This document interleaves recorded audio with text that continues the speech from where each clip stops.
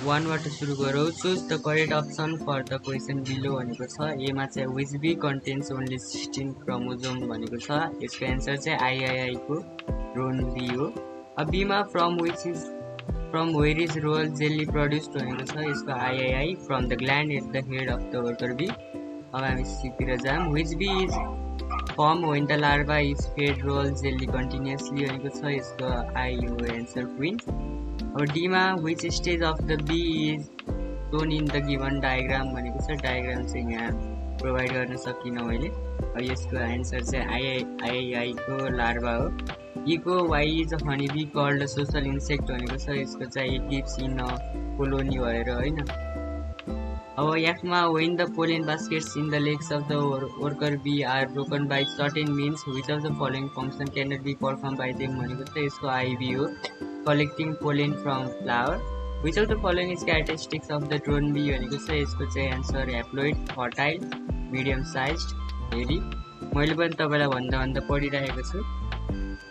यसमा चाहिँ way does the queen bee store the sperms receive from the drone bee after the nuptial flight भनेको चाहिँ यसको आइआइआई को स्पर्म स्याक हो। अब यो चुज द सकिएको छ। अब डिफ्रेन्सिएट। एमा ड्रोन एन्ड वर्कर बी को डिफ्रेन्सिएट रहेको छ। एउटा ड्रोन बी को छ, एउटा वर्कर बी। टेबल बनाएर गर्नु होला। यो एउटा चाहिँ drone bee are male bee भनेको छ। अर्को चाहिँ worker bees are female bees भनेको छ। They are larger in size compare to worker bees. They are similar in size. They do not possess stingers. They have stingers. They do not engage in foraging or other tasks within the colony. They perform various duties such as collecting nectar, pollen, and building and maintaining the hive. भनेको चाहिँ यत्रो चारवटा लेख्नु पर्यो भने तीनटा लेख्दै भइहाल्छ। अब चाहिँ बीमा रहेको छ queen bee and work bee. एउटा क्वीन बी, एउटा चाहिँ यहाँ work bee. Queen bee are female bees specifically meant for reproduction. Worker bees are also female bees but perform different tasks within the colony. But they are larger in size compared to worker bee. They are smaller in size. They have developed reproductive system and can lay eggs. They are sterile and do not lay eggs. Our last one is they are fed royal jelly throughout their larval stage. They are fed in a mixture of pollen and nectar. अब सीमा रहेको छ queen bee and drone. यो नि यसरी नै हेर्नु होला। अब म यहाँ अलि पानी परिरहेको छ, पढ्न सकिनँ। अलि डिस्टर्ब पनि भइरहेको होला यो पानी परेर होइन। यो हेरेर गर्नु होला, म यो पढिनँ, बुझिहाल्नुहुन्छ होइन। अब 3 मा छ give reason. Honey bee is call a social insect भनेको छ। हेर्न सक्नुहुन्छ यहाँ टक्कर डिस्क्राइब फर्ममा लेखिदिएको छु। अब बीको pasture land is required for bee farming भनेको छ। यो पनि छ यहीँ। ड्रोन सीमा ड्रोन डाइज आफ्टर मेटिङ भनेको छ।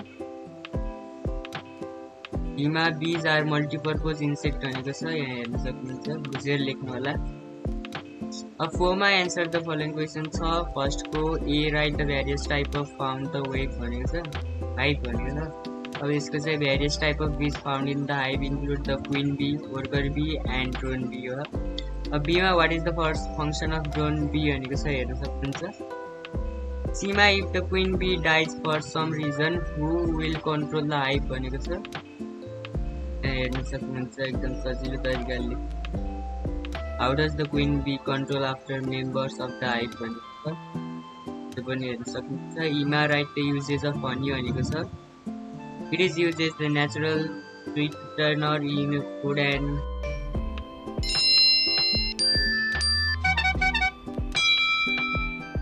अनि यहाँ अर्को रहेको छ it acts as a natural remedy for soothing a sore throat and cough. It is used as an ingredient in skincare products. It serves as an preservative due to its antibacterial properties. और चाहिँ अलिक गाह्रो छ होइन, मैले पनि खासिरहेको छु जान्दिनँ होइन।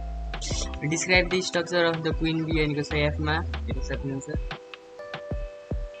अब आयो जीमा mention the function of the worker bee भनेको छ। के काम गर्न सक्छ। They forage for nectar and pollen, they build and maintain the hive, they care for the larvae and pupae, they clean the hive and produce bees wax, they defend the hive and regulates its temperature.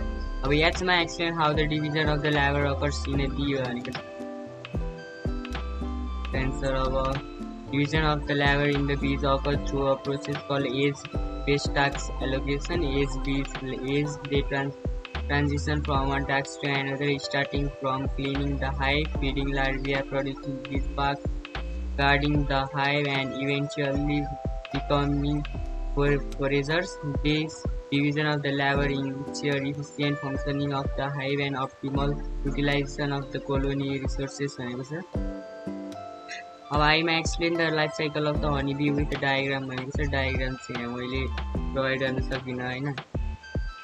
अब यसको answer चाहिँ हेर्न सक्नुहुन्छ.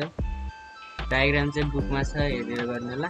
What is the process call in which the drone is develop from an unfertilized egg भनेको छ जेमा.